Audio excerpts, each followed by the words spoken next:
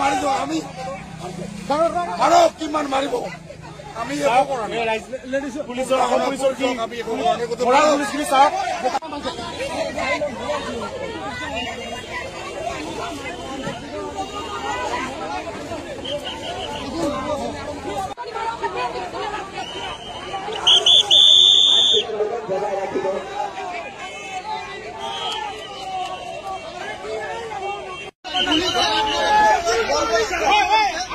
আপোনালোকে দেখা পালে মানুহৰ তাৰিখ কি কৰিছে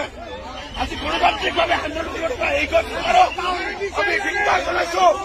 কালি আমি আমি অনুষ্ঠিত কৰিম আমি প্ৰত্যেকজন খিলঞ্জীয়া মানুহৰ ওপৰত পুলিচৰ গুণ্ডাগিৰি তাৰ উত্তৰ এই চৰকাৰে পাব আমি কথা কৈছো